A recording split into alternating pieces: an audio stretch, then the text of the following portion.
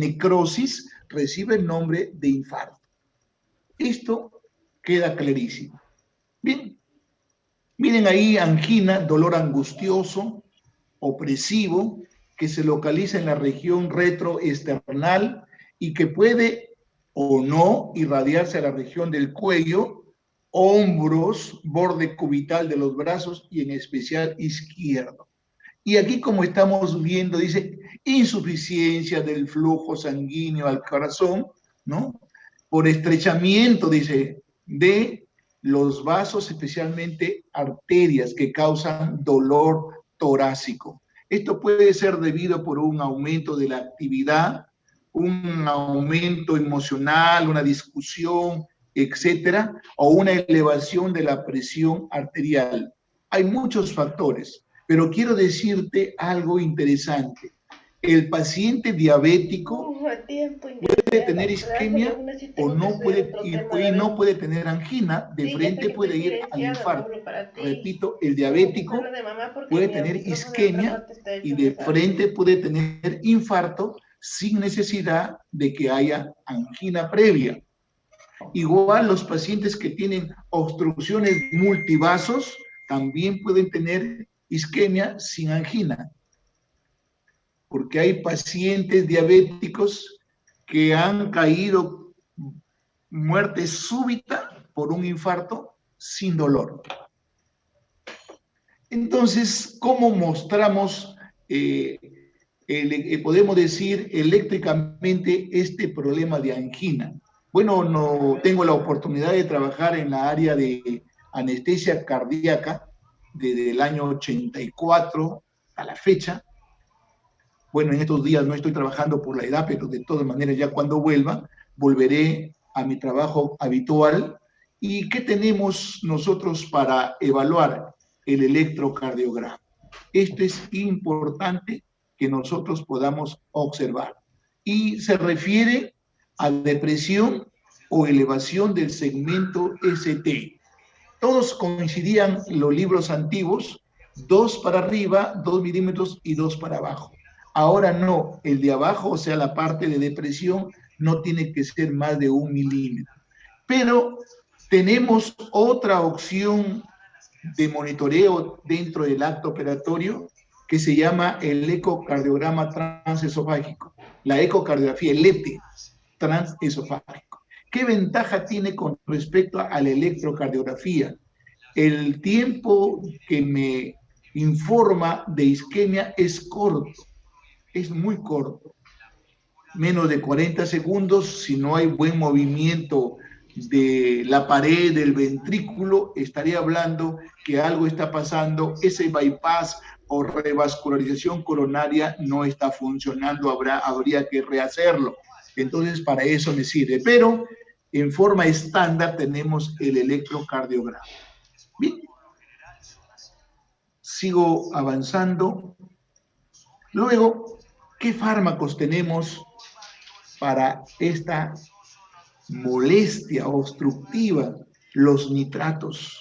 Aquí voy a ir enumerando nitrito de amilo, nitrato de glicerilo o nitroglicerina, nitrito de isorbide, mononitrato de isorbide, dinitrato de isorbide, trinitrato de glicerilo, trinitrato de glicerol, tetranitrato de pentaeritriol y tetranitrato de eritrilo. Entonces, toda una fuente de nitratos.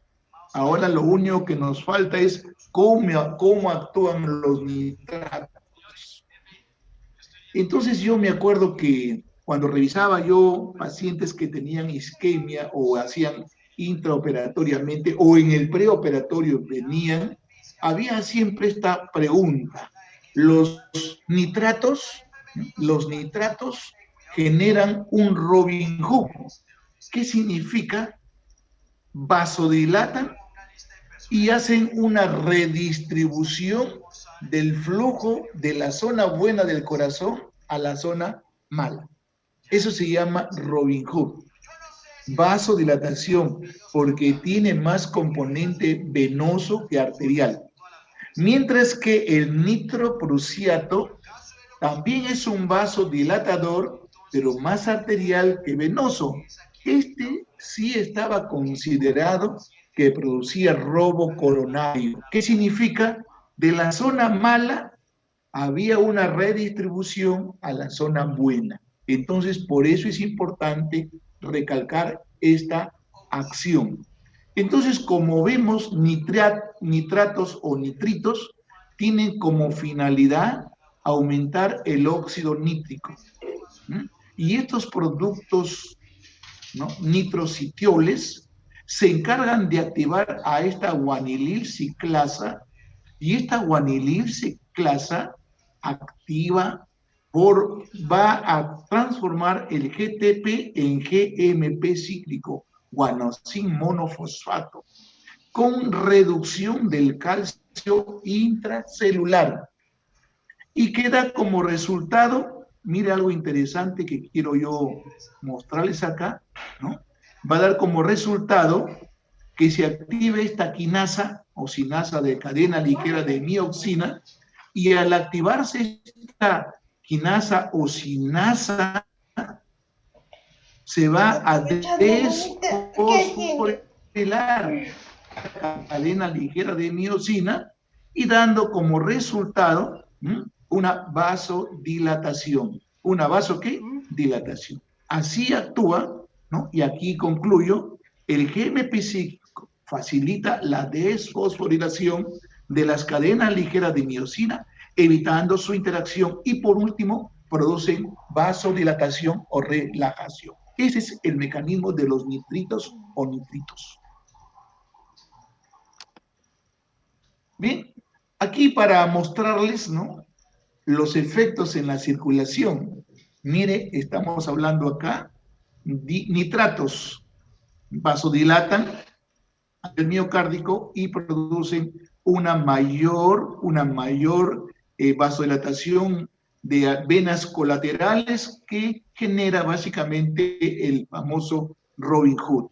Pero también dilatan las arterias, dilatan las venas.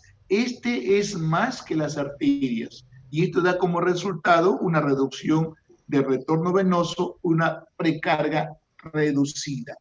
Y bueno, seguimos, ¿no? Pero también a nivel sistémico reduce la poscarga y va a dilatar las arterias. Entonces, en conclusión, los nitratos o nitritos me reducen la precarga y también me reducen la poscarga. Más tiene que ver con precarga porque son más venosos que arteriales. Bien, esto es una farmacocinética de nitratos y nitritos, ¿no? Por ejemplo, la nitroglicerina que podíamos darle por vía intravenosa, sublingual, oral, transdérmica, la biodisponibilidad, ¿no? Miren que tiene más biodisponibilidad, estamos hablando de la transdérmica, el tiempo de vida media 2 a 3 minutos cuando es endovenosa, su inicio de acción acá tenemos de acuerdo a la vía, por ejemplo, sublingual, miren el tiempo cortito, ¿no? Por eso es que se prefiere usar esta vía para aquellos pacientes que están con dolor anginoso, ¿no? Su tiempo máximo, ¿no?, y luego duración, 10 a 30 minutos. Hemos tenido bastantes pacientes programados para revascularización coronaria. Aquí tuve la oportunidad de darle anestesia a nuestro amigo jugador Rojitas, ¿no? El Rojitas, para hacer una cirugía con corazón latiendo. Bueno, lo que pasó en el postoperatorio yo trato prácticamente de no hablar, pero sí este jugador Percy Rojitas vino con muchas obstrucciones multivasos y se le realizó tres bypasses. Salió muy bien de la sala conversando como si nunca hubiera, pero sí él recibía estos tratamientos que estamos hablando acá. Bien. Luego, mire, la transdérmica, a pesar que tiene una buena biodisponibilidad, sería la segunda opción, 15 a 60 minutos. Mire cuánto, su máxima y su duración, hasta 24 horas. Muchos pacientes vienen con sus parches, Bien, y luego pasamos al Isorbide, el famoso dinitrato sublingual y oral, también su biodisponibilidad sublingual, su vida media, y luego tenemos su acción porque es de mamá de casa, 3 a 20 minutos, ¿qué ha pasado con la pobre Rebeca? 15 a 60 y 45 a 120 su duración. Luego el Isorbide, el mononitrato oral, su biodisponibilidad de 90 a 100%, pero mire su vida media 4 a 5 horas y su latencia 5 minutos mínimo de inicio, luego 60 minutos y mire dura 10 horas. Entonces tenemos un resumen de la farmacocinética. Luego, indicaciones de estos productos para aliviar el dolor en angina de reposo, en angina inestable y de esfuerzo. La angina de reposo es básicamente el espasmo de las arterias, mientras que la angina inestable viene a ser la obstrucción por una placa, y esas plaquitas se pueden romper en cualquier momento y producir un infarto. Por eso es que cuando hablamos de estado físico, la ASA, la angina en reposo, básicamente lo consideran como un ASA 3, o sea, un estado físico 3, enfermedad sistémica severa limitante, y ASA 4 a la angina inestable, enfermedad sistémica severa incapacitante. Estos pacientes no tienen que estar moviéndose porque se puede romper esa plaquita y producir un infarto y finalmente muere. Además, en el alivio del cólico producido por espasmos, vísceras huecas, vesícula, uréter, esófago, también se usa este producto. Pero ni que estuviera aquí siempre recordamos, ¿no? Estas son las contraindicaciones. Ladrón que roba, ladrón tiene 1000 años de perdón. Absolutas, cardiomiopatía, hipertrófica obstructiva. En este caso sería... Este también es importante, no se os vayan a olvidar, el tratamiento con este tipo de productos que se llama sildenafilo y otros productos que son de la misma familia, hacen mucha hipotensión y pueden infartarse, morirse. Y bueno, no solamente se para el órgano que uno piensa, también se para el corazón. Y finalmente se acabó este momento tan agradable o dichoso.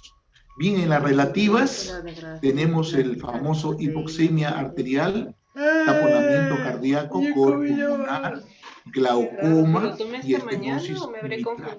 Esas son contraindicaciones relativas. Bien, nitritos, sus efectos adversos también recordemos, como son vasodilatadores, van a producir cefalea, especialmente cuando se administra por vía endovenosa.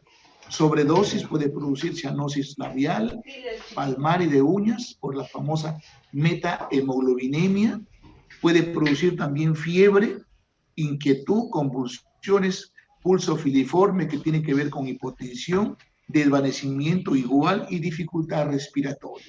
Aumento de la presión intraocular, aumento de la presión del líquido cefalorraquídeo, mucho cuidado entonces en los pacientes que tienen hipertensiones endocraniales, intoxicación, supresión del fármaco, hipotensión, elevar los miembros inferiores y usar, ¿no?, alfa-adrenérgicos, evitar la adrenalina. ¿Por qué?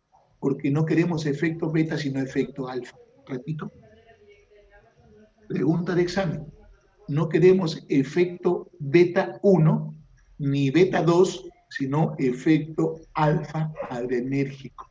Y dosis usuales, no cardiopatías, ni embarazo o productos. No se olviden estos efectos adversos. Y bueno, estas son las interacciones que tampoco debemos olvidar.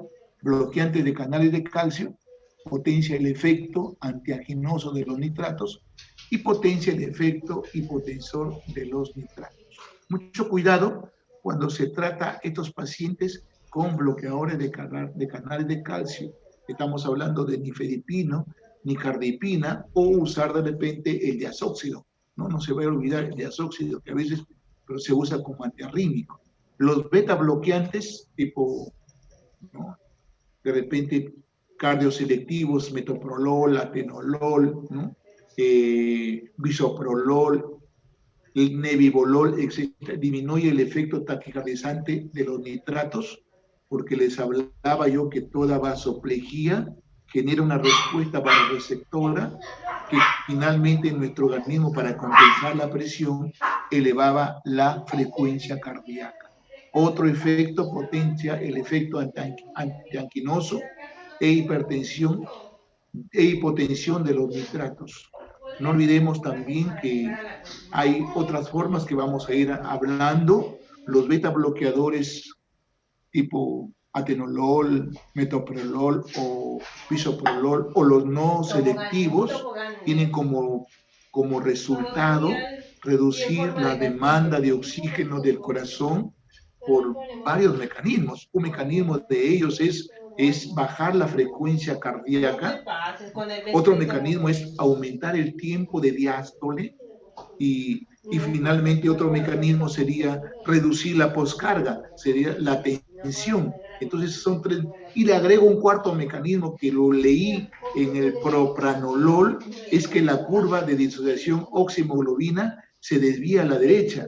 Y si la curva de oximoglobina se desvía a la derecha, entonces tenemos más posibilidad de que la hemoglobina ceda más el oxígeno, que es diferente cuando la curva se desvía a la izquierda. Por ejemplo, cuando hiperventilamos, hay alcalosis y fácilmente el paciente se siente que le falta el aire, que se va a caer, porque la hemoglobina no cede el oxígeno. Y luego pasamos al sildenafilo, que produce hipotensión grave con nitratos. Bueno, yo he tenido mucho la oportunidad de usarlo, no como efecto básicamente para aumentar la potencia, sino básicamente para los pacientes que tienen hipertensión pulmonar. La primera droga de elección en el mundo ya establecida es el famoso óxido nítrico, ¿no? La inhalación de óxido nítrico, luego las prostaglandinas, y como no teníamos en el hospital, se me ocurrió una vez que me regalen las pastillitas azul, y luego esas pastillitas lo partí en dos y lo molía y le colocaba sonda nasogástrica y por vía oral le daba este producto. Y bueno, muchos de los pacientes que tenían hipertensión nos han resultado una facilidad para salir de bomba, y finalmente quizás nosotros los médicos anestesiólogos no nos preocupamos que en la UCI haga el síndrome de Carpa, porque ahí ya no hay problema, que ya la enfermera se encargue de usar el hielo, yo no sé, pero lo que me interesaba es que salga del acto operatorio. Bien, ahora pasamos a los beta bloqueadores como antianginosos. Quiero hablarles un poquito sobre esto. Miren, esta es la historia de los famosos beta bloqueadores. Miren, propranolol 1975 y el nebivolol, estamos hablando de 1995. Mire, ha pasado ¿cuánto tiempo? Ha pasado 20 años, pero el nebivolol recién se está usando en estas décadas. No está bien, se ha sintetizado, pero recién está usándose. Pero mire el bisoprolol, que es la otra opción, bisoprolol, mire, 85, 90. ¿Qué diferencia tiene el nebivolol con respecto a este bisoprolol? Uno es que los dos son beta bloqueadores cardioselectivos. Los dos son cardioselectivos, pero este es más potente que este producto.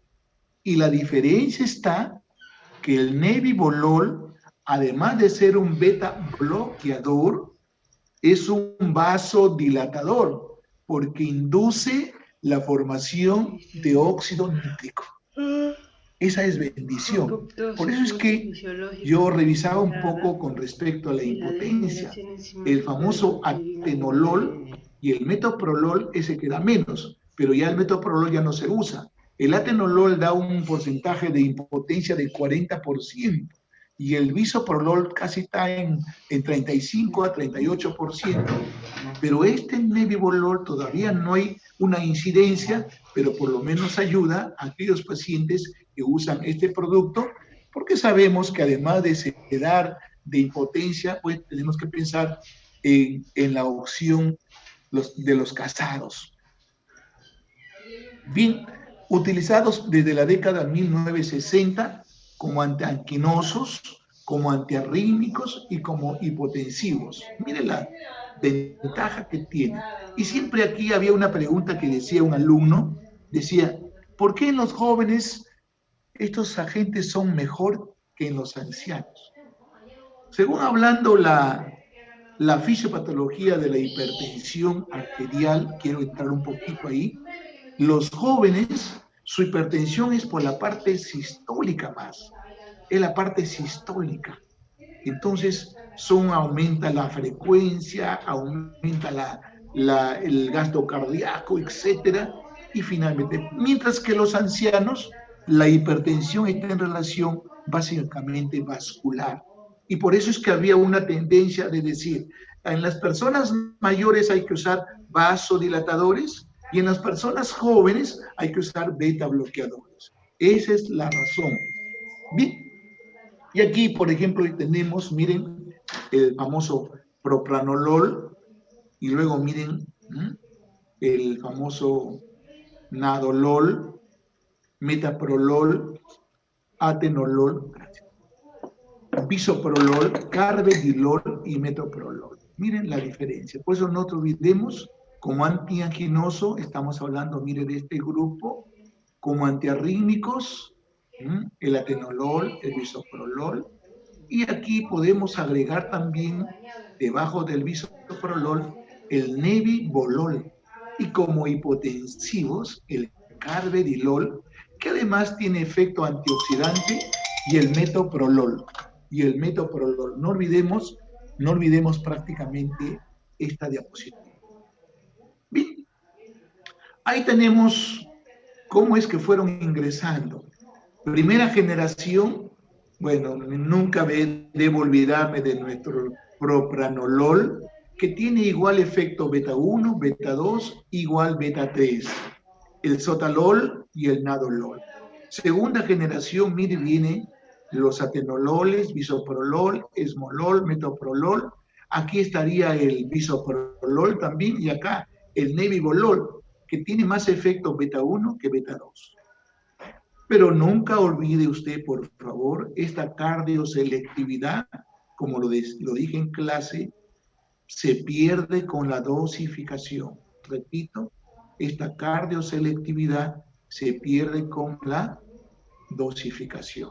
Y luego, tercera generación, el carvedilol y el labetalol. Este labetalol tiene una ventaja, además de ser un beta bloqueador, es un bloqueador alfa, pero más beta que alfa. Y aparte tiene un efecto vasodilatador directo.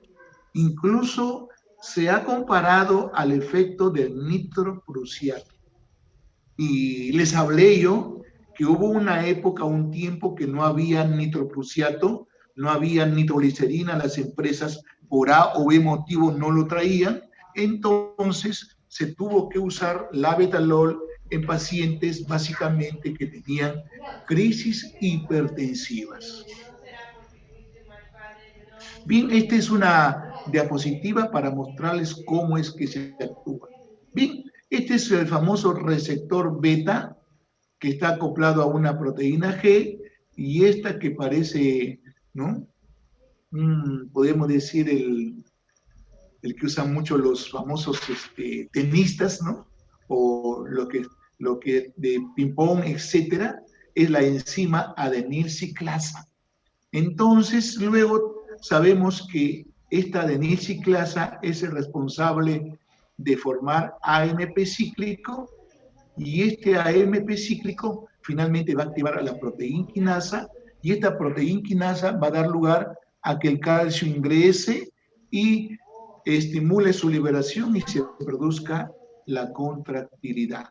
Pero ¿qué ocurre si nosotros usamos un beta bloqueador? Hacemos un antagonismo competitivo, eso también lo llamamos como inhibición competitiva. No hay activación de esta enzima adenilciclasa, no hay formación de ATP en AMP cíclico, no hay proteína quinasa A, y por lo tanto no ingresa el calcio.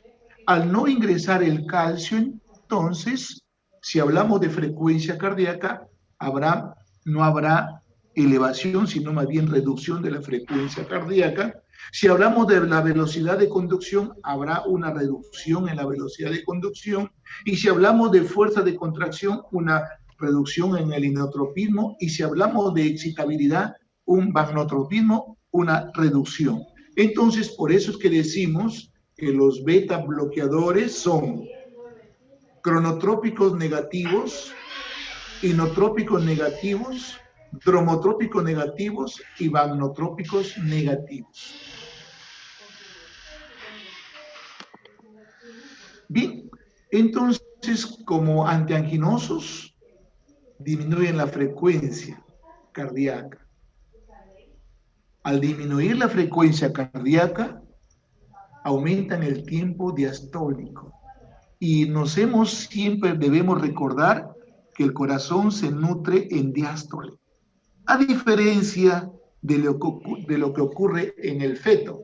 En el feto se nutre en diástole y en sístole, pero cuando ya tú naces, en diástole. Por eso es importante, estos pacientes que tienen angina, hay que darle productos que le bajen la frecuencia, para que de esa manera haya más tiempo.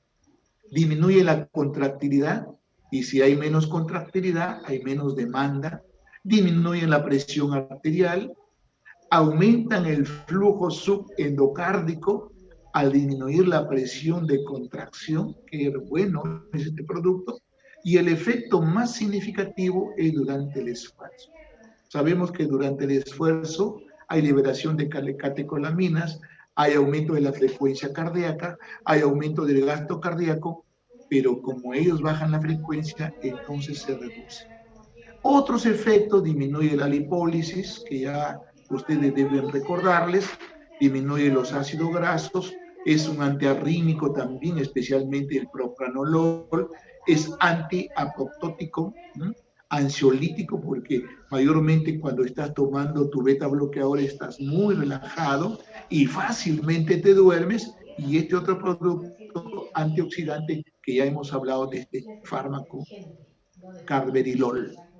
Bien, farmacocinética, entonces no olvidemos, producen a nivel de cerebro letargia, un poco se pone lento, te están conversando, te estás durmiendo, depresión mental y alucinaciones, que casi quizás algunos pacientes lo tienen, pero no les llama la atención porque fácilmente saben que es un efecto colateral que hay que dejarlo a un costado. ¿Qué más tenemos? Mire, a nivel propranolol, se metaboliza en el hígado, son liposolubles, atraviesan la barrera hematoencefálica y actúan a nivel de cerebro, y por eso tenemos estos efectos. El atenolol se elimina por vía renal, son solubles en agua, se absorben irregularmente en el intestino y tienen una vida media más prolongada que el propranolol. Bien, entonces aquí también quiero mostrarles, ¿no?, las contraindicaciones. El 0 significa sin contraindicación, el 1 posible contraindicación, el 2 contraindicación relativa y el 3 contraindicación, podemos decir, absoluta. Miren acá, observemos el 3, el asma. ¿Por qué el asma? Porque la mayoría de beta bloqueadores produce broncoespasmos. Y si tendría que usar un beta bloqueador en el asma, no olviden, debe ser un cardioselectivo. Puede ser bisoprolol, nebivolol, etc. Pero recordemos también que los cardioselectivos podrían tener efectos que producen broncoespasmo. Y aquí yo la droga de elección que me gustaría, ustedes que ya están revisando para el examen, el famoso celiprolol, porque además de ser un bloqueador beta, es un agonista beta 2. Entonces, por eso es interesante. También está la betalol ahí, ¿no? Pero es interesante. Otra contraindicación absoluta: insuficiencia cardíaca congestiva. No me refiero a la insuficiencia cardíaca crónica, ahí está indicada, pero la congestiva no debe usarse. Pacientes que tienen insuficiencia cardíaca crónica por reducción de receptores beta 1, cuando se usa beta bloqueadores hay un aumento de estos receptores en la membrana, lo que se llama upregulation, y en ellos ha mejorado mucho esta enfermedad y su esperanza de vida y su pronóstico ha mejorado. Otra es la hipotensión. Claro, recuerde que la presión arterial es el producto de resistencia vascular sistémica por gasto cardíaco. Si le bajamos la frecuencia, si le bajamos la contractilidad, estamos ocasionando más hipotensión. 2, vamos a ir al 2, estenosis aórtica severa. Se refiere menos de 1 milímetro cuadrado o 0.8. Luego tenemos el 2, defectos en la conducción de ABM, sobre todo en enfermedad en el nodo sinusal, donde tienen un ritmo nodal más que sinusal. Otro 2, por ejemplo, enfermedad vascular periférica, el síndrome de Raymundo, ¿no? No se olvide. En el embarazo, por ejemplo, también había una pregunta, ¿no? ¿Qué usar en el embarazo cuando tiene hipertensión? La droga de primera opción en el primer trimestre es el Aldomet, y en el segundo trimestre o tercer trimestre, si tiene hipertensión inducida por el embarazo, podría ser la hidralazina, porque es un vasodilatador directo, pero actualmente ha llevado el uso mayoritario el famoso labetalol. No nos olvidemos. Otra, tenemos también la bradicardia sinusal. En el 1, aquí tenemos, por ejemplo, el espasmo coronario, ¿no? Porque también es importante, pero más bien sería una indicación para bajar el consumo, ¿no?, metabólico de oxígeno, y no es contraindicación la angina inestable. Espero que estén captando algunos toques para que también les sirva para este examen que tienen ustedes. Estos son los usos clínicos, creo que ya angina espástica en la tirotoxicosis o tiroiditis. Es bueno recalcar que normalmente la tiroides produce T3 y T4. Este T3 en la periferia se transforma en T4. Repito, glándula tiroides produce T3 y T4, pero más T3 que T4. Entonces, en la periferia se transforma, y básicamente, ¿qué es lo que logramos con el propranolol? Evitar que se haga esa transformación. Luego, en las cefaleas migrañosas, el propranolol es una buena opción, sobre todo porque no tiene efecto alfa. Y básicamente me estoy refiriendo a las migrañas refractarias. En el temblor esencial, al bloquear el receptor beta 2, te reduce el temblor. Y por eso es que en algunos centros donde se enseña oratoria, les ayudan hasta que ellos agarren confianza. En las enfermedades miocardiopatías hipertróficas, ¿no?, en el prolapso de válvula mitral y en la tetralogía de Fallot, que tiene que ver también con algo de esta patología. Bien, ahora sí, a los calcio antagonistas, otra familia. Qué interesante.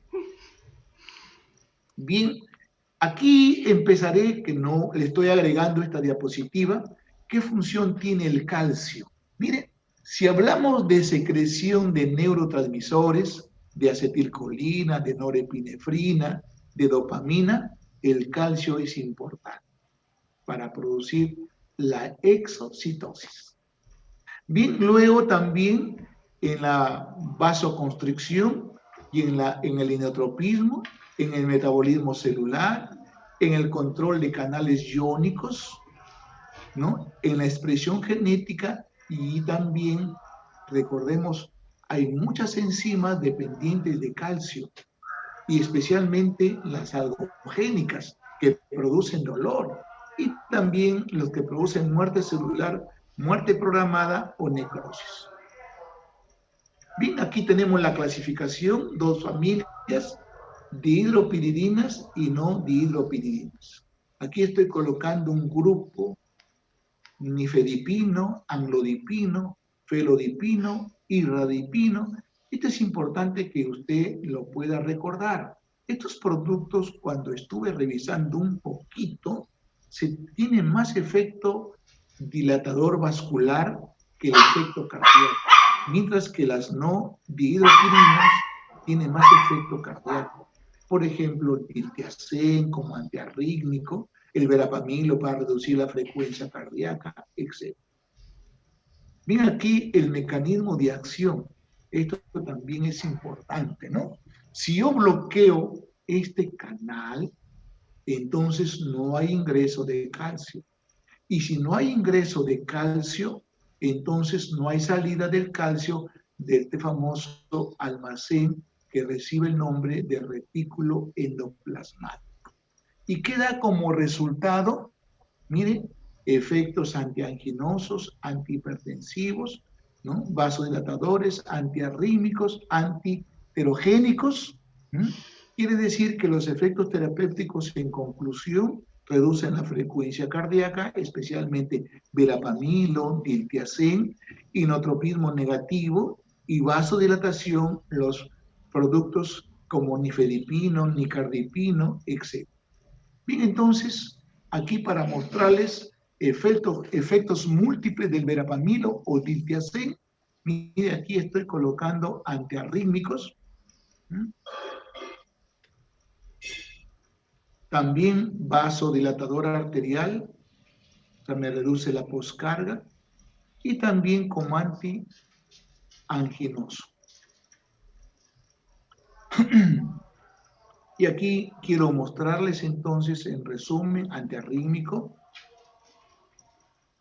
dilatador arteriolar, inotropismo negativo, reduce la hipertrofia del ventrículo izquierdo y también tiene efecto en el posinfarto, ¿no? En el posinfarto. Normalmente, cuando hay un posinfarto, hay una insuficiencia ventricular sistólica con menor fracción de eyección. Ahí no hay muchos problemas.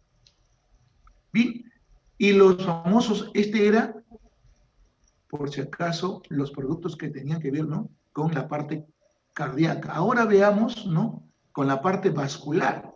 Mire acá la parte vascular. Estos productos tipo nifedipino, amlodipino, son vasodilatadores, ¿no? Mire, 100:1, qué bárbaro, ¿no? Y luego también tenemos el verapamilo, el diltiazem, también tienen efecto vasodilatador.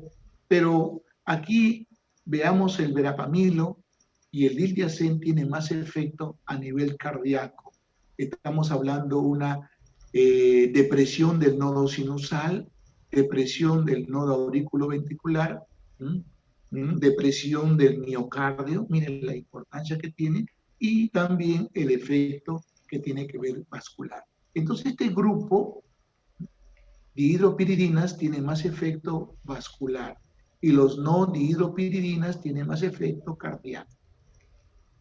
Bien, acá la farmacocinética, amlodipino, porcentaje 65 a 90%, el otro que también tiene buena, el nifedipino, 45 a 70%, y hay otro que tiene el diltiazem. La vida media, 30 a 50 horas, amlodipino. Otra vida media acá de 6 a 12 horas, de 11 a 6 horas, el felodipino. Sus indicaciones, acá tenemos las indicaciones: angina, hipertensión. El otro producto que es el nifedipino, que lo usamos, nifedipino por acá, angina, hipertensión, fenómeno de Raynaud, acuérdese, no se olvide. El Raynaud viene a ser una vasoconstricción, ¿no?, que se presenta mucho cuando se está usando beta bloqueadores, porque el beta bloqueador deja libre el alfa y produce vasoconstricción. Y estas son las dosificaciones que lo estoy dejando para que usted lo revise.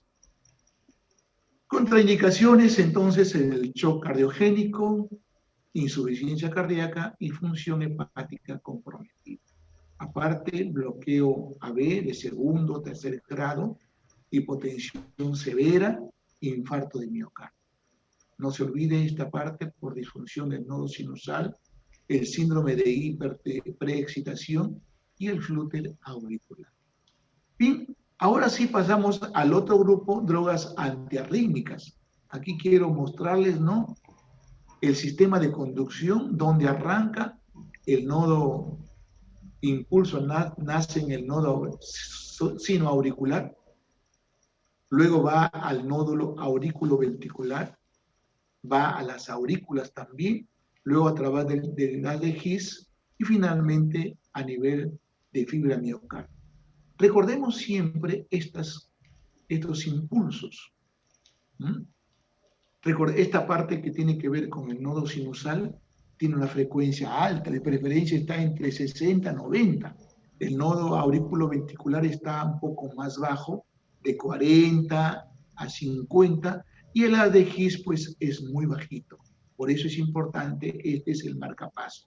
Y cuando este marcapaso deja de funcionar, entonces vamos a tener episodios, ¿no?, de menor frecuencia, y eso es lo que se llama pausas, y genera el uso de marcapasos, llamados, ¿no?, marcapasos, los famosos implantes que puede ser bicameral o unicameral, dependiendo de lo que hay. Bien, las arritmias entonces es una de las drogas que se usa para esto, ¿no? Y miren todas las opciones que tiene, ¿no? No olvidemos arritmias, te puede dar isquemia, hipoxia, cambios en el ácido base, electrolíticos, más catecolaminas, activación del sistema nervioso autónomo, fármacos, cicatrices, estreñimiento excesivo, etcétera, etcétera. Bien, el objetivo entonces de los antiarrítmicos es reducir la actividad de los marcapasos ectópicos y modificar la conducción o refracción. Aquí tenemos las 4 clases: bloquear la conducción del canal de sodio, simpaticolítico, clase 2, prolongar el periodo refractario, clase 3, y bloquear la conducción del calcio, clase 4. 4 clases. Y aquí les muestro yo, sería el lugar donde se encuentra la acción. No olvidemos entonces, ¿no?, en el 0 se abren los canales de sodio, en el 1 los canales de sodio se cierran y se abren los canales de potasio, en el 3, en el 2 se cierran los canales de potasio y se abren los canales de calcio, en el 3 se abren los canales de calcio y se cierran los canales de potasio, y en el 4 el retorno al potencial de membrana en reposo. Entonces, de acuerdo a esos puntos, viene el nombre de los antiarrítmicos, ¿no? Mira ahí, clase 1, por ejemplo, es a nivel de este canal de sodio, clase 4, por ejemplo, en el canal de calcio, clase 3 en el canal de potasio, y clase 2 básicamente ya actúa en la parte 4. Entonces, esto es para que tenga usted una orientación. Siempre me fue difícil aprender esta parte, ¿no? Hasta que, bueno, tenemos que relacionarlo y correlacionarlo, no olvidemos.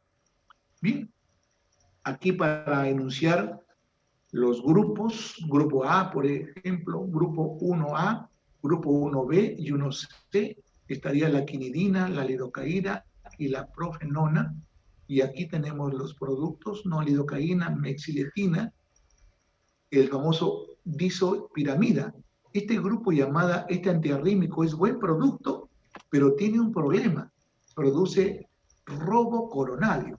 Disopiramida produce robo coronario. No se olviden, esta va a ser pregunta de examen para el próximo. Grupo entonces 2, tenemos acá los beta bloqueadores, miren. Y luego tenemos acá los productos también: alpranolol, carvedilol, que tiene efecto antioxidante, nadolol, que tiene efecto simpático mimético intrínseco, y el timolol, que se usa mucho también para reducir la producción de humor acuoso en lo glaucomatoso. Grupo 3, amiodarona, sotalol. A veces tenemos en cuenta, normalmente hay arritmias supraventriculares y ventriculares, pero a veces en el monitor no podemos diferenciar qué tipo de arritmia es, si es supra o si es infra. Entonces agarramos la amiodarona.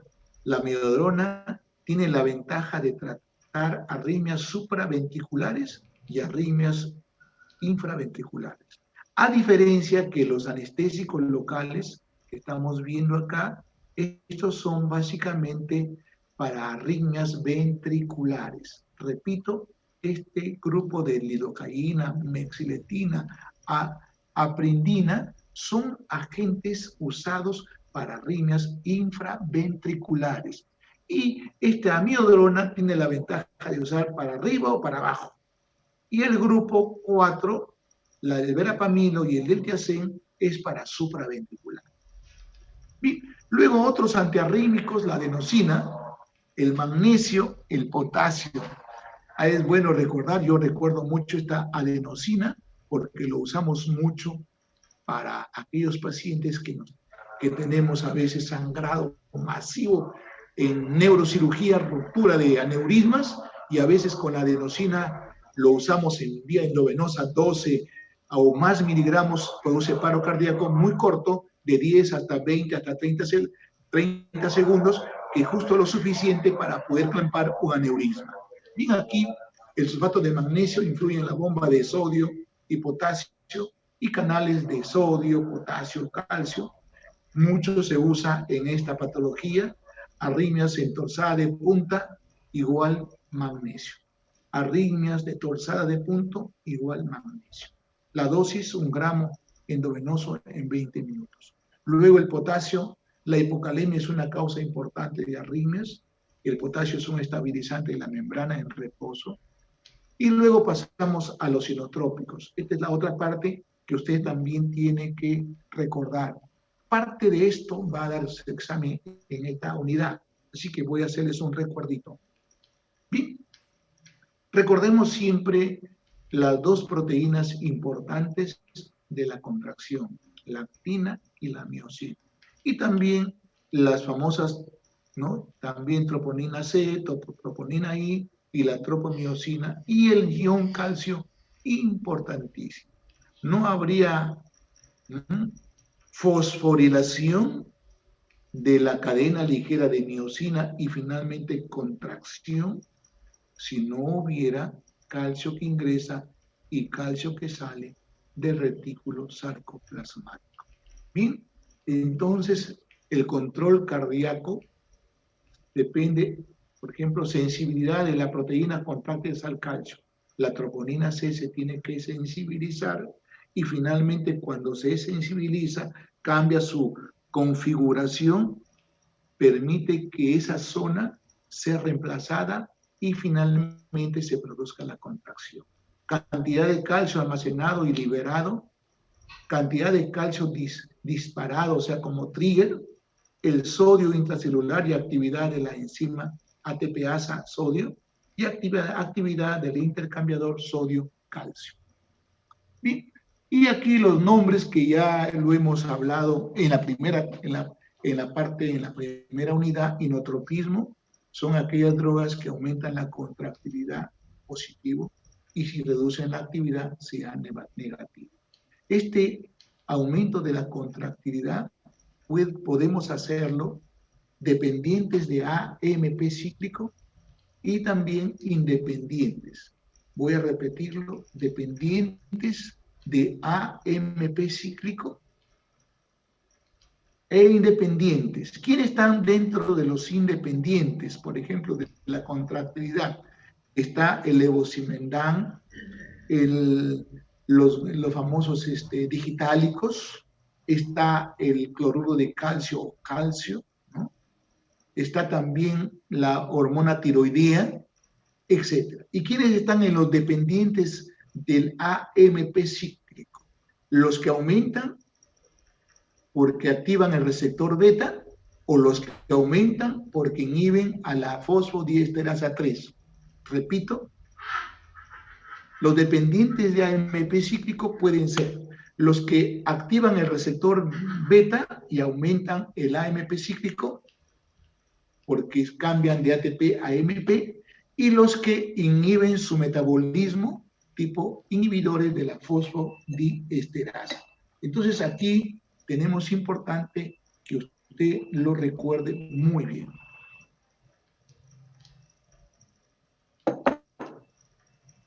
Bien, aquí el mecanismo aumenta el sodio intracelular y disminuye la salida del calcio. Y acá tenemos los famosos inhibidores de esta bomba sodio-potasio. Aumentan el AMP cíclico y la entrada de calcio. ¿Cómo lo hacen?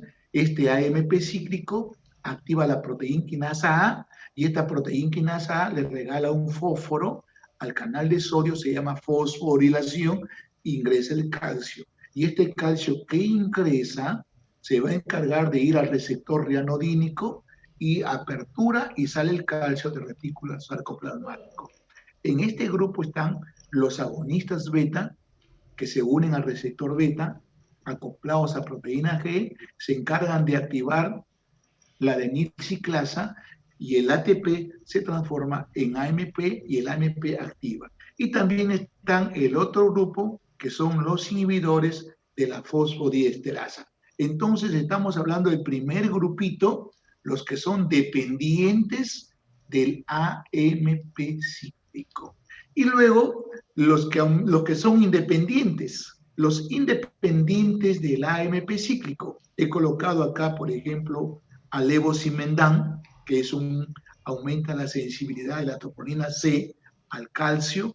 Aquí estarían los digitálicos, aquí estaría también las sales de calcio, aquí también en este grupo estaría también la hormona tiroidea, y luego otro grupo, los activadores directos de la miocina, el omecaptid, que son directos, son los nuevos ya inotrópicos. Bien, aquí para mostrar el efecto clásico de los inotrópicos, por ejemplo, los digitálicos, ¿no? Inhibidores de la ATPasa, y de esa manera se produce el cambio, sale sodio, ingresa calcio, y este calcio es responsable también de la contracción. Luego tenemos, este sería un AMP no dependiente. Y luego tengo el AMP dependiente, ¿no? Que tengo que ver que dice que se une a su receptor, aumenta el AMP cíclico, se activa la proteína quinasa y sale calcio del retículo y se produce también el cambio. Y luego el otro grupo son los inhibidores de la enzima. Y los que no tienen que ver con el AMP cíclico, además de los digitálicos, tengo el levosimendan, tengo también las sales de calcio y las hormonas tiroideas. Y aquí otro grupo nuevo, miren, grupo nuevo, esta famosa histarocime, ¿no? Me gusta, salió el año 2011, muy interesante, tiene efecto parecido a los digitálicos, pero también tiene un efecto que tiene que ver con la activación del cerca2. Por este lado es inotrópico positivo y por este ladito es lucitrópico positivo. ¿Qué significa lucitrópico positivo? Aquel que se relaja al corazón para que haya un buen llenado. Eso se llama, aumenta el compliance miocárdico y hay un buen llenado. No se olvide, especialmente en los pacientes que tienen insuficiencia cardíaca diastólica. Y luego tengo otro grupo, por ejemplo, los activadores de la miocina, los estabilizadores de los receptores rianodínicos y los moduladores energéticos. Bien, fármacos inotrópicos, ahí tenemos todo el grupo que acabamos de mencionar, ¿no? Y su mecanismo de acción también ya lo hemos mencionado de los digitálicos, por ejemplo, acá, ¿no? Entonces se produce una despolarización, el sodio ingresa, se inhibe la bomba de sodio y potasio, o el famoso, ¿no? Y al inhibirse esta bomba de sodio y potasio, se activa este intercambiador de sodio-calcio, entonces sale el sodio, ingresa calcio. El calcio es el responsable del efecto inotrópico. Bien, luego también tenemos en la parte de los digitálicos inotrópico positivo, ¿no? Aumenta el calcio intracelular, sistema nervioso autónomo, aumenta la descarga parasimpática, por eso que produce bradicardia, no como la noradrenalina o adrenalina que produce taquicardia, y esto no se olvide nunca.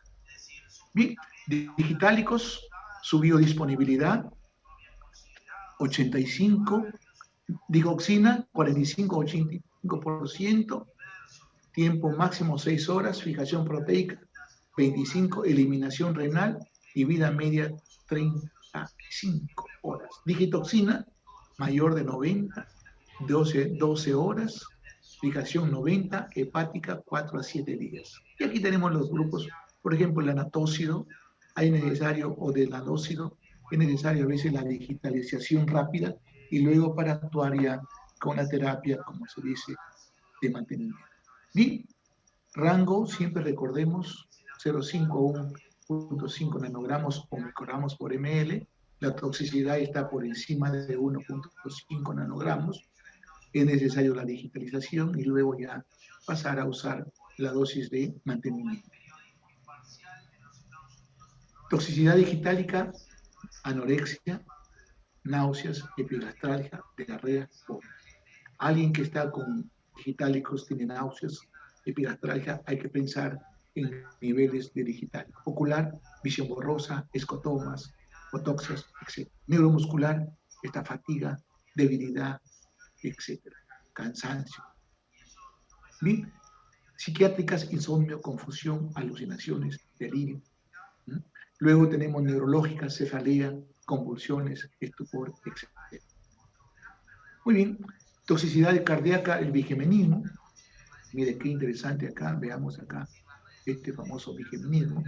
O cubeta digitálica, hay una depresión que esto me está indicando que estoy yéndome a la toxicidad. Hay que evaluar entonces, de repente, electrolitos. Me estaría hablando yo básicamente del potasio, ¿no? Bien, simpático-miméticos, otro grupo. Acá también voy a hacerles recordar un poquitito para que tengan, aquí no se olviden las acciones y recordarles, por ejemplo, que la dobutamina tiene efecto beta 1 más que beta 2, su vida media, 2 a 4 minutos, y su dosis de uso, 2.5 a 10 microgramos por kilo por minuto. Yo en cirugías cardíacas me gusta empezar con 10 y luego yo voy bajando.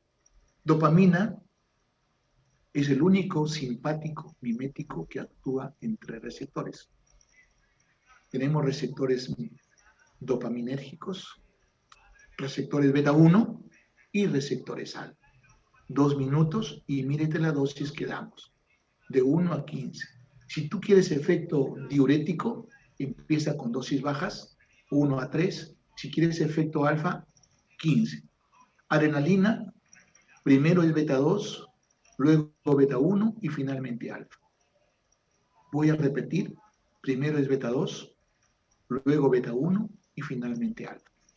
2 minutos y esta es la dosificación que damos. La noradrenalina, beta 1 y alfa. Primero es alfa y después beta 1. Primero es alfa y después beta 1. 3 minutos, 8 a 12. Luego isoproterenol, beta 1, beta 2, beta 3, 2 minutos y esta es la dosis. Quiero resaltar en esta diapositiva, a veces nos confundimos ahora con dopamina, con ketamina y con aminofilina, porque la presentación es lo mismo, incluso la ampolla tiene el mismo color. Un día se acerca alguien y me dijo, doctor, asustado, ¿qué pasó? He colocado dopamina en lugar de aminofilina. ¿Qué hago, doctor? No te preocupes, le digo, la vida media de ellos es muy corta. Miren, ¿cuánto es la vida media? 2.4 a 3 minutos. Segundo, le digo, ¿qué tienes que protegerle? Que no haya arritmias. Entonces usa, pero ¿cuáles te preocupan los ventriculares? Usa lidocaína para estabilizar la membrana. ¿Qué más te preocupa? Que no haya mucha irrigación cerebral. Ah, muy bien. Usa un anestésico endovenoso, propofol, y producirá vasoconstricción y llegará lo suficiente de flujo. Y espera. Entonces, mire, todas las sugerencias como resultado de la experiencia de enseñar farmacología y del manejo de muchos años de anestesia cardíaca. Bien, un día una coleguita se confundió y en lugar de usar atropina, usó 2 noradrenalina.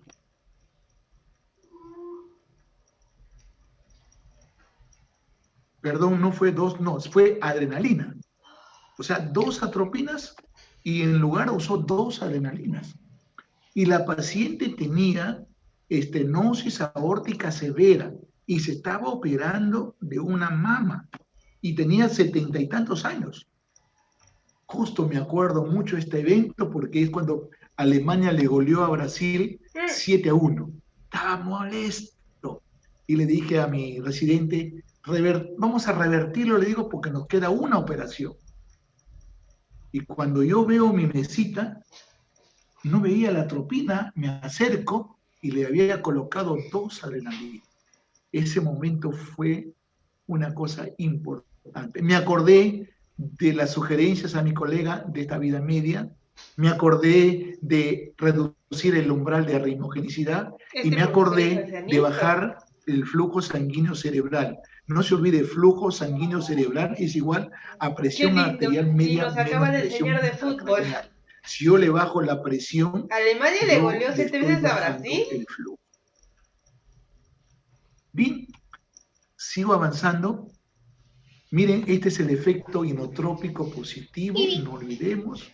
El fármaco se une al receptor acoplado a una proteína G, se activa esta adenosiclasa, el ATP se transforma en AMP cíclico y este AMP cíclico activa la proteína quinasa A y esta proteína quinasa A hace 2 cosas. Le regala un fósforo al canal de calcio y lo fosforila, ingresa calcio.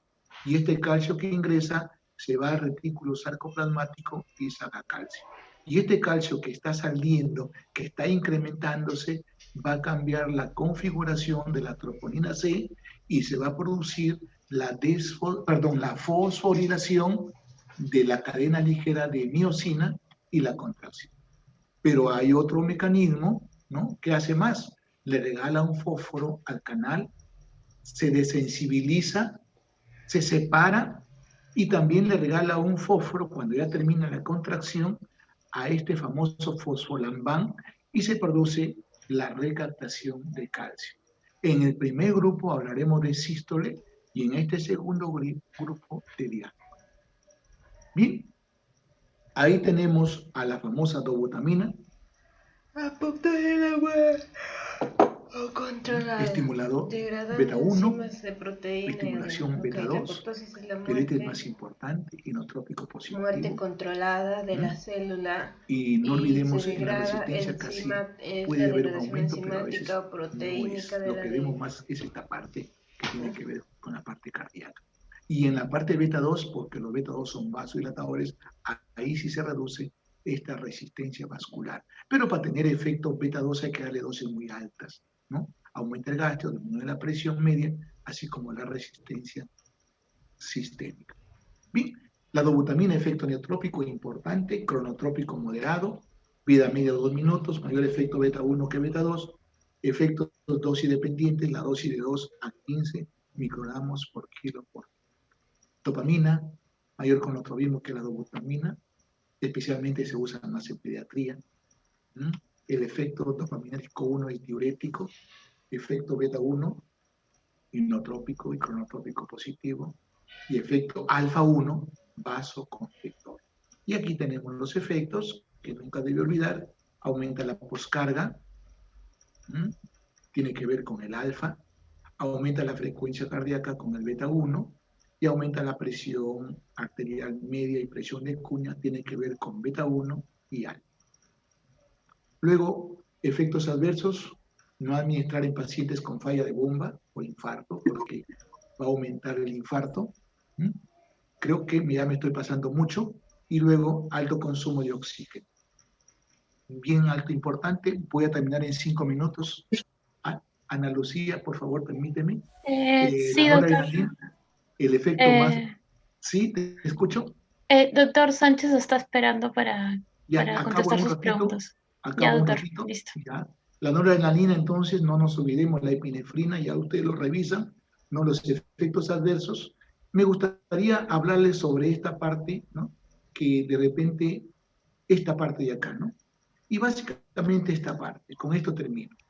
El enfoque terapéutico cuando hablamos de vasoplegia. Primero, este tono vascular tiene que ver con noradrenalina y angiotensina, fosforilan a la miocina y produce vasoconstricción. Todos los agonistas alfa tienen este efecto. Y el óxido nítrico y el péptido natriurético atrial hacen al revés, fosforilación de la miocina y bajan el tono. Finalmente, vasodilatación. Y esta es la última diapositiva. Agradecer a todos los alumnos que me han escuchado. Este es el efecto básicamente alfa, ¿no? Aumenta el calcio unido a esta calmodulina, activa esta quinasa y se fosforila la miocina, especialmente las cadenas ligeras, y produce vasoconstricción. Y el óxido nítrico, responsable del GMP cíclico, esto inhibe la quinasa y finalmente se produce desfosforilación de la miocina y vasodilatación. Gracias, doctores, por escucharme. Espero que para las preguntas de repente, pero lo voy a enviar a la doctora para que los envíe. Muchas gracias. Gracias, doctor Rojas. Vamos a esperar todavía. Ahí hay una pregunta para el doctor, pero vamos a pasar al doctor Sánchez, que va a contestar sus preguntas sobre la clase de hipertensión. Doctor, por favor. Hola, doctora Ana Lucía, muchas gracias por el pase, doctor Rojas. Disculpe, va a haber interrupción con su venia. Justo Adelante. Gracias, doctor, gracias. Disculpe que estas reuniones me agarran un poco en el tiempo de trabajo y estoy dándome una escapadita. Chicos, gracias por estar aquí, por participar. Y bueno, rápidamente nada más para responder unas preguntas que he visto que me han hecho de las clases. Sin embargo, adelantar de que veo que el doctor Rojas ha preparado un material bastante interesante que les ha servido, que les va a servir de repaso también. Y varias de las preguntas estamos cruzados, ya que como he visto antihipertensivos, pues cruzamos algunos fármacos que también coinciden en las preguntas. Rápidamente me preguntaron acerca de los calcio antagonistas. Estoy viendo respecto de, me imagino que se refieren al mecanismo de acción. Bueno, los calcioantagonistas para hipertensión arterial, recordemos que la concentración de calcio intracelular pues es fundamental en el mantenimiento del tono muscular liso, ¿no? Y de la contracción miocárdica. Entonces, porque este calcio pues que penetra en las células musculares lo hace a través de canales sensibles de voltaje, y lo que hacen los calcioantagonistas es que bloquean la entrada de calcio al unirse con estos canales de calcio de tipo L, tanto en el corazón como en el músculo liso de los vasos coronarios y vasos periféricos, y esto por supuesto induce la relajación del músculo liso vascular con la consecuente dilatación de las arteriolas también principales.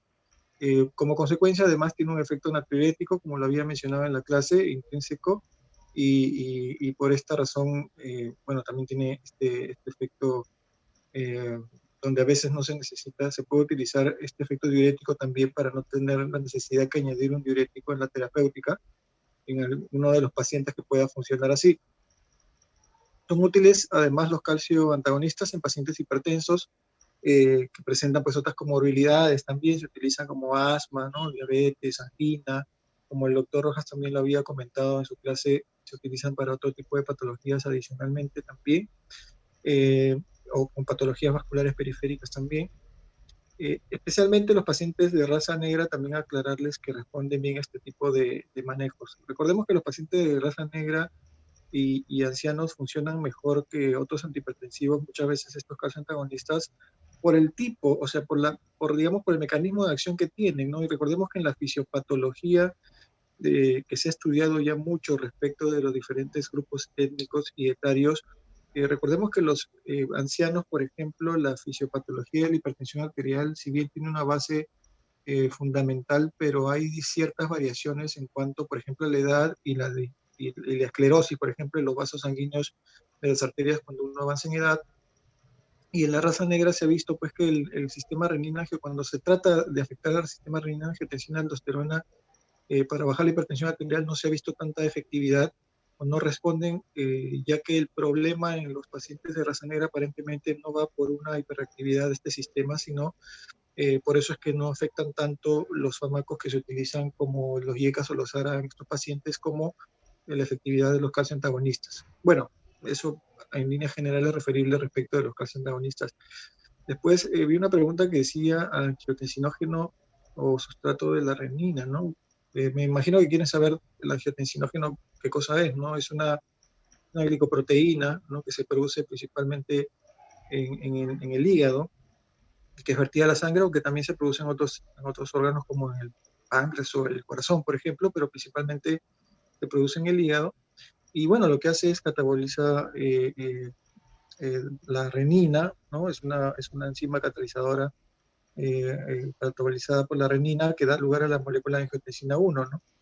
Y bueno, eh, estos niveles de pronto de angiotensinógeno en plasma, hay algunos, indicarles de pronto que algunos fármacos como los corticoides o hormonas estrogénicas o las hormonas tiroideas pueden aumentar estos niveles, ¿no? De angiotensinógeno, y por lo tanto, por eso es que en mujeres, por ejemplo, que toman anticonceptivos, puede haber un aumento de la presión arterial por producción aumentada del angiotensinógeno, por ejemplo, hepático, ¿no? Bueno, en grandes líneas generales, podría decir eso respecto del angiotensinógeno.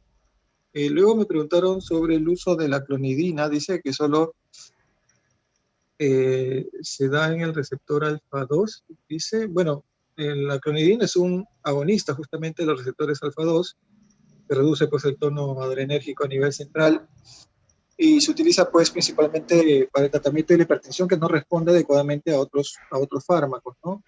Recordemos que el agonismo del alfa-2, siendo el alfa-2 un regulador de la liberación de adrenalina, de noradrenalina, pues esa sería su función, ¿no? Al estar activador va a reducir los niveles de noradrenalina liberada.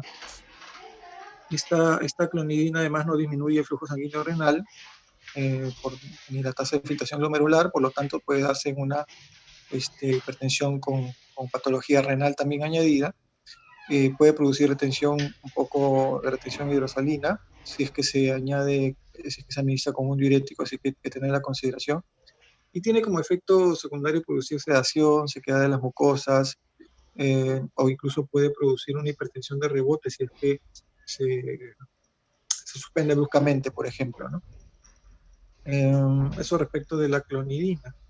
Me preguntaron también sobre la alfa-metildopa. No sé si el doctor también lo ha respondido. La alfa-metildopa, bueno, su mecanismo de acción también es un agonista alfa-2, y esto lo hace mediante una conversión hacia una sustancia que se llama metilnorepinefrina, que causa la disminución obviamente del tono adrenérgico por efecto alfa-2, como también la clonidina. No disminuye el gasto cardíaco ni el flujo sanguíneo hacia los órganos vitales, así que se puede dar en pacientes con insuficiencia renal, hipertensos. Tiene también efectos secundarios de producir sedación, somnolencia, mareos o hipotensión ortostática, ¿no? Los cambios de postura, y especialmente en el caso del alfa-metildopa, como lo mencionó, si no me equivoco, me parece escucharle al doctor Rojas, también se utiliza pues con seguridad en mujeres embarazadas durante el primer trimestre de la gestación. Luego me preguntaron respecto de los efectos de la angiotensina 2 mediados por el receptor AT1. Bueno, de hecho que los efectos en la persona adulta de la angiotensina 2 son mediados por el receptor básicamente AT1, porque el receptor AT2 se encuentra, la expresión de este receptor está elevada básicamente en los tejidos fetales, y en el adulto en concentraciones muy bajas, ¿no? Sin embargo, de hecho que puede haber algún tipo de presencia alterada que tiene que ver con el remodelado tisular en personas que tienen algún tipo de afección como la hipertensión arterial, por ejemplo, la esclerosis o después de un infarto. Pero dentro de las funciones que me preguntaban de los efectos, me parece también que el doctor Rojas lo había mencionado. Bueno, hay reabsorción de cristal de sodio por aumento de la aldosterona, es lo que genera la consecuencia del efecto sobre el AT1, hay reabsorción de sodio proximal, hay activación del centro de la sed y síntesis de vasopresina, ¿no? Como lo conocen ustedes, a nivel del sistema nervioso central, aumento de noradrenalina en las terminaciones nerviosas. sobre todo el vegetativo simpático, ¿no? Vasoconstricción arterial, por supuesto, es el principal efecto. También tiene un efecto inotrópico y cronotrópico positivos a nivel cardíaco.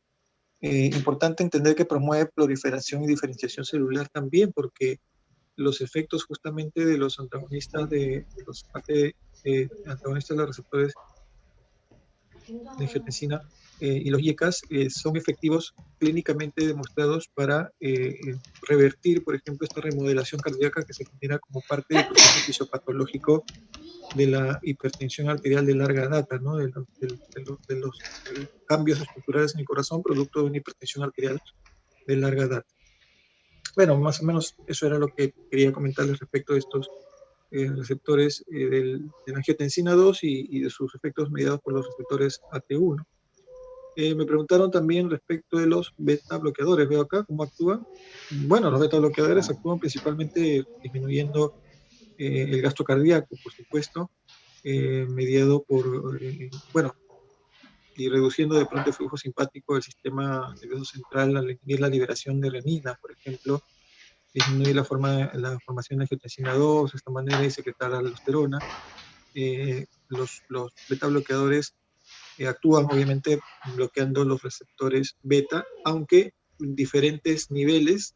Creo también que el doctor Rojas les había mencionado y les ha hecho una diferenciación entre aquellos selectivos y no selectivos, y cada uno tiene sus indicaciones y sus usos y sus precauciones, ¿no? Y son especialmente, dice, una pregunta decía sobre si son especialmente más eficaces para controlar la hipertensión arterial en jóvenes.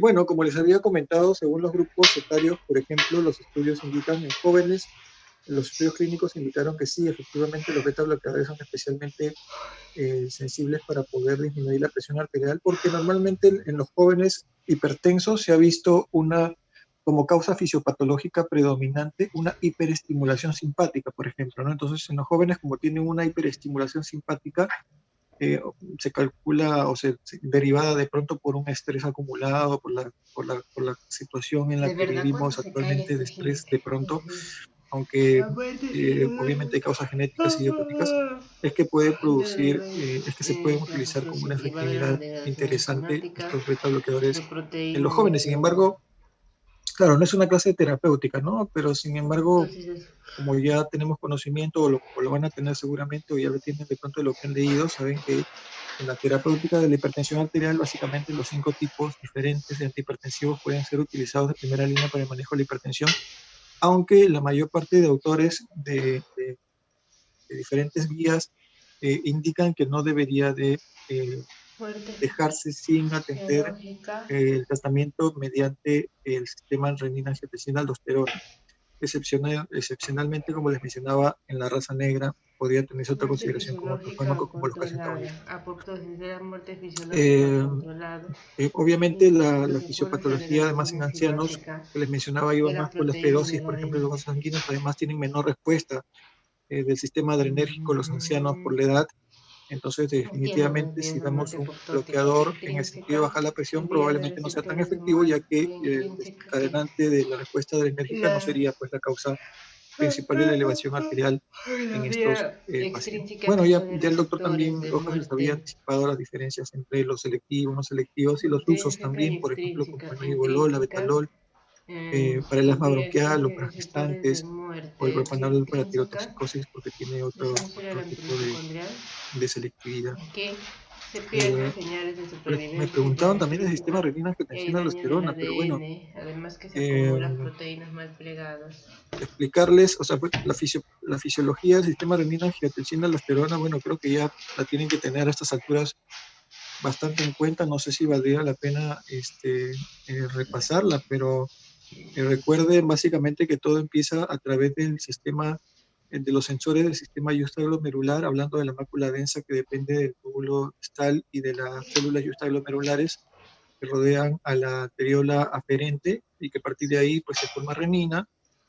Cuando hay una disminución de la perfusión, o bueno, del volumen sanguíneo, una disminución de las concentraciones de sales, o por mecanismos mediados por el sistema neurovegetativo, se libera renina que dice hacia la sangre, que luego por acción del actúa sobre el angiotensinógeno, mejor dicho, que está liberado también hacia la sangre volviendo a la angiotensina 1, y bueno, por la enzima convertidora de angiotensina 1 se convierte en angiotensina 2, y luego va a hacer diferentes efectos sobre diferentes órganos, ¿no? Hacia la parte hacia la glándula pituitaria, por ejemplo, va a inducir a la secreción de hormona antidiurética que actúa sobre el túbulo colector, como ya lo saben, ¿no? Para poder formar más aquaporines y poder absorber mayor cantidad de agua, va a hacer vasoconstricción a nivel de las arteriolas, va a actuar sobre la corteza suprarrenal para la formación de aldosterona, que también actúa sobre el túbulo colector, por supuesto, aumentar el tono simpático en general, digamos, como parte de sus características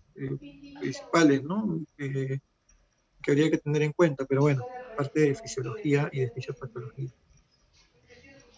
¿Los IECAS son los únicos fetotóxicos? Preguntan. Bueno, los IECAS y los ARAS, ¿no? Los IECAS y los ARAS, especialmente, están contraindicados en el embarazo, ¿no? Más aún en el segundo y el tercer trimestre producen descenso de la función renal o liquidam, el retraso de la formación ósea del cráneo del bebé, ¿no? O sea, definitivamente son fetotóxicos, ¿no? Y pueden producir hasta insuficiencia renal, ¿no? Hipotensión, bueno, y riesgo de malformaciones cardíacas también si se usan durante el primer trimestre, por ejemplo. Preguntan, ¿qué medicamentos revierten los efectos tóxicos del verapamilo? No sé si lo ha explicado ya el doctor Rojas, ¿no? Pero el efecto de la toxicidad de los betabloqueadores es por bloqueo de los canales de calcio tipo L justamente en las células miocárdicas, populares lisas y células beta pancreáticas que provocan pues una bradicardia, retraso de la conducción miocárdica, vasodilatación periférica, puede producir hasta hipoinsulinemia con hiperglicemia y acidosis láctica. El medicamento que revierte los efectos tóxicos se utiliza, me parece, actualmente la vasopresina en infusión para tratar estos efectos tóxicos del verapamilo, ¿no? Una pregunta más que veo acá dice, explicación mayor de farmacodinámica de los inhibidores de la renina. Los inhibidores de la renina, bueno, actualmente existe solamente uno, el aliskiren, que es un inhibidor de la renina, es no péptico, se utiliza para la inhibición justamente de la renina, actúa con el sitio activo, se interactúa con el sitio activo de la renina, bloqueando pues su efecto metabólico, ¿no? O sea, su capacidad metabólica, y ese es básicamente el mecanismo, ¿no? Bueno, con toda la consecuencia, obviamente, que ya entenderán respecto del bloqueo del sistema renina-angiotensina-aldosterona. Dice, ¿cómo diferenciar el ARA2 y ECA según el cuadro que presenta el paciente? ¿Cómo diferenciar, me imagino, entre si dejas un ARA2 o un IECA? Bueno, esa es una pregunta ya un poco más ligada a terapéutica, pero sinceramente, fuera de la recomendación de no cruzar, o sea, no dar estos dos fármacos en el mismo paciente, porque ya se ha visto que aumenta el riesgo de problemas cardiovasculares y muerte súbita, fuera de no mezclarlos estos dos, cualquiera de los dos se podría dar si es que se pretende bloquear este sistema. Mire, anteriormente, de pronto considerando al paciente fuera de las características étnicas raciales y cuál es el tipo específicamente de detalle clínico que tienen con cada paciente, que sería la respuesta porque cada uno se maneja de manera independiente. De pronto la consideración también posológica, ¿no? Los IECAS normalmente se administran más veces al día que los ARAS, aunque ya los IECAS de última generación se pueden administrar también una vez al día, ya que es un tiempo de vida media mayor y equiparable a los ARA2, así que normalmente se utilizan en ambos sentidos. Vale decir de que se encontraron anteriormente en algunos estudios alguna diferencia respecto de cardioprotección y nefroprotección a favor de los ARA2 en comparación con los IECAS, pero estudios posteriores han demostrado que tanto los ARA2 como los IECAS son cardio y nefroprotectores, así que se podrían dar los dos de manera indistinta. Dice,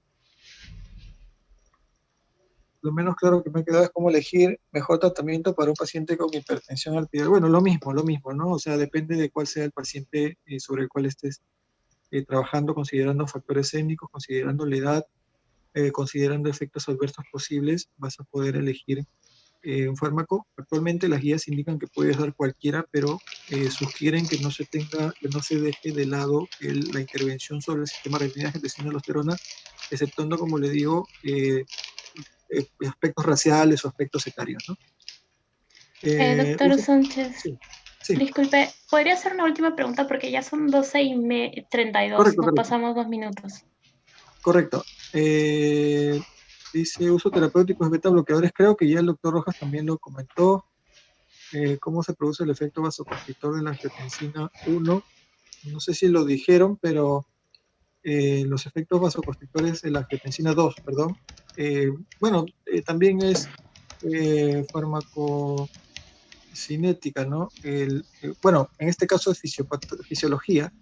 Los receptores de angiotensina 2 actúan sobre una proteína G, ¿no? Una proteína GQ, que estimula la fosfolipasa C y etcétera, ¿no? Cetotifosfato, y de esa manera producen vasoconstricción. Bueno, creo que eso eran las preguntas en general. Les agradezco la atención. Gracias, doctora Nilu, doctor Rojas. Gracias, doctor Sánchez. Bien, creo que ya no nos queda tiempo para resolver más preguntas. Les he dejado ahí el link, todavía tienen 2 minutos para contestarlo. Por favor, terminen de marcar su asistencia a los que todavía no hayan marcado. Y bueno, agradecerle a todos que se hayan quedado hasta esta hora, ¿no? Gracias, doctor Rojas, gracias, doctor Sánchez, gracias, doctor Salazar, por estar aquí. Gracias a todos. Y Gracias, especialmente, Marisabel. gracias a Anita, gracias también a Alberto, gracias doctor Sánchez. Es una bendición tener un equipo con tanta información, y creo que finalmente los alumnos son los beneficiarios, ¿no? Hasta otra ocasión. Gracias, Anita. Hasta luego, doctor. Hasta luego, doctor Rojas. Muchas gracias. Hasta luego, doctores. Chao, doctor. Hasta luego, alumnos.